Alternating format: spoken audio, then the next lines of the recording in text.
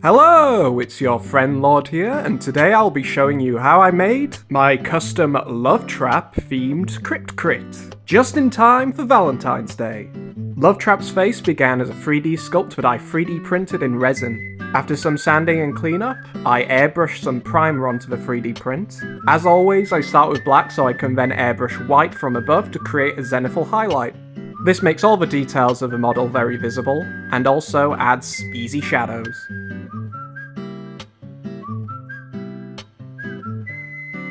With Lovetrap all nice and primed, it's time to start adding the base colour. To align with his viciously lovable personality, I decide to go with pink as his base colour.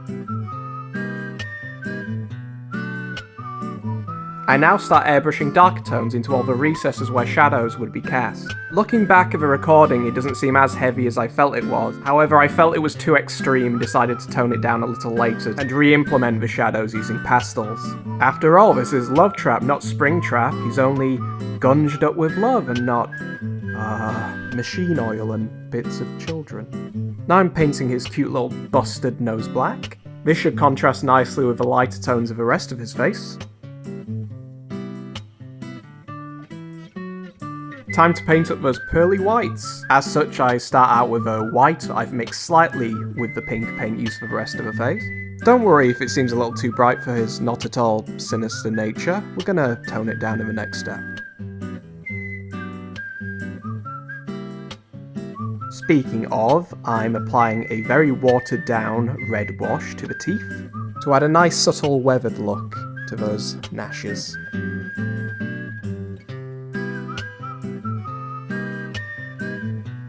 Ooh, what a handsome boy we have here. For the eyes, I start with a light grey. This is so I can apply a wash to darken certain areas and also then go in with a stippling brush to brighten certain areas. Lovetrap's somewhat of an old boy, so we need to make him somewhat aged.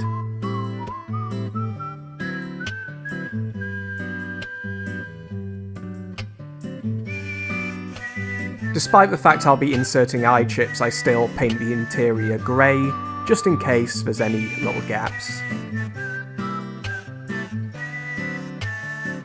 The wash I'm using is a very thinned down black. I like to think this is some gross oil that's leaked over his peepers. And now I stipple over that with a very light grey, to make it seem like that grunged up surface has been chipped away at.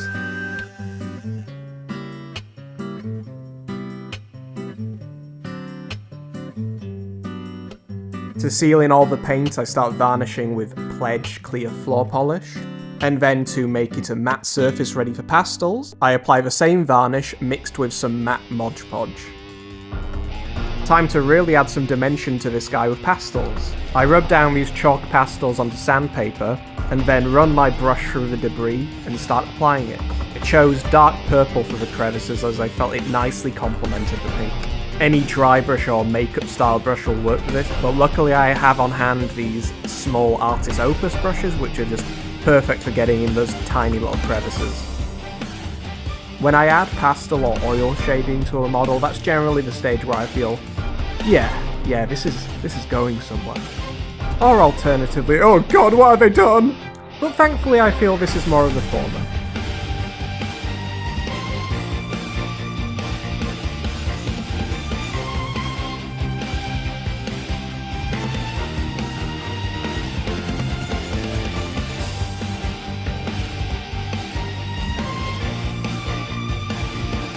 As I splatter more pastel into the crevices here, I'd love to hear what ideas you'd have for future Crypt Crit projects. If you have one, feel free to drop it in the comments below and I might just make it a reality.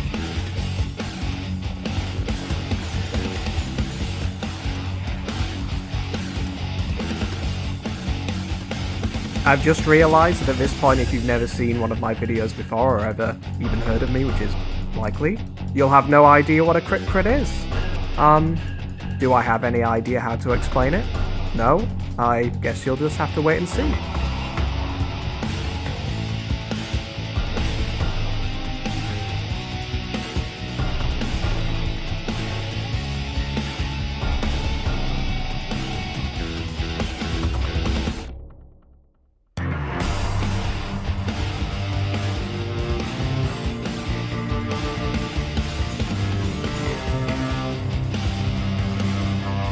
Switching from purple pastels to black, I'm now darkening the areas where the eye chips will be inserted. And now with the shading done, it's time to add a final varnish, and we're done. Except Lovetrap over here needs vision.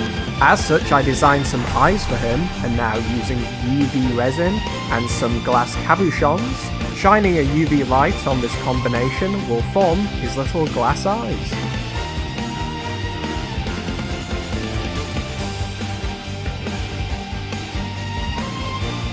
After meticulously slicing these suckers out, I dab some super glue in the eye socket and then just gently press them in.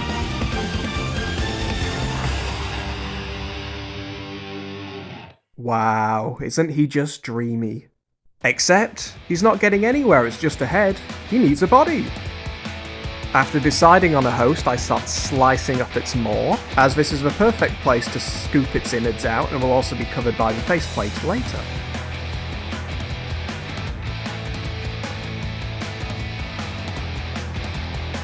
We also need to pluck out those pesky eyes as we need a nice flat surface to attach the faceplate to. Usually the process of removing these weird backing pins goes quite smoothly, but I'm filming it, so of course it doesn't. Despite these things requiring way too much effort and cuts, the body is now ready for painting.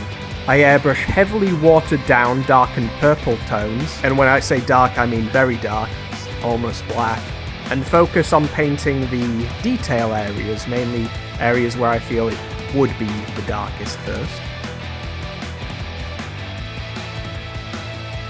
Following these areas, I water the paint down even further and then start dusting the rest of the body with it. This creates a most delightful grunged up effect without going too far.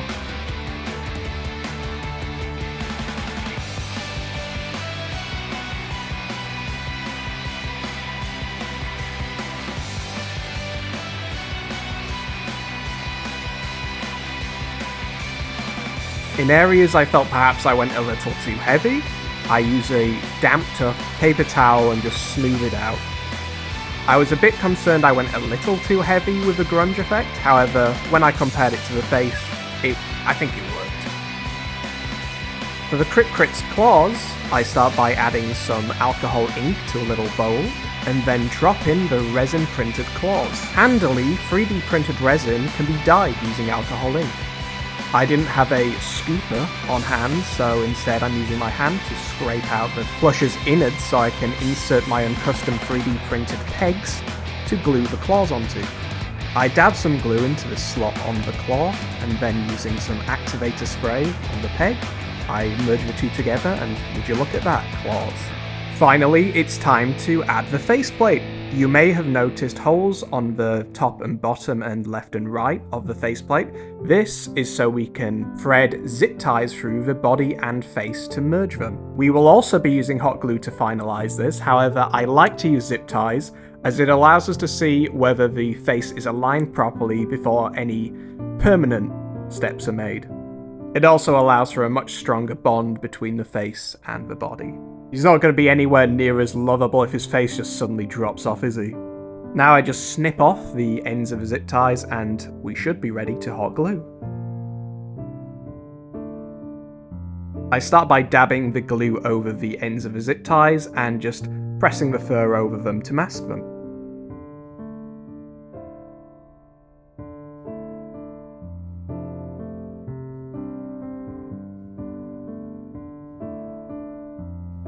With the zip ties hidden, I start dabbing glue around the perimeter of the faceplate and start pushing the fur in there. This will give us a perfect furry frame around that sweet little face.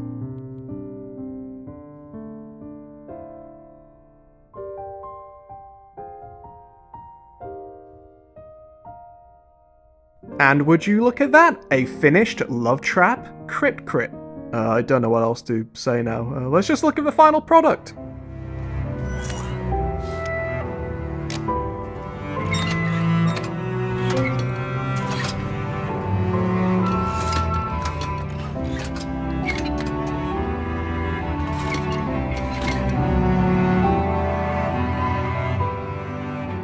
Thanks so much for checking out the video, guys. Let me know if you liked it in the comments and any other future ideas you might have. Lovetrap is now on their way to their new home, however there are plenty dolls just like him available in my store right now, link in the description. I should hopefully have 2 new videos concerning the masked fellas in the background here, edited together shortly, so please subscribe if you'd like to see that. Once again, thanks for watching and tatty bye for now.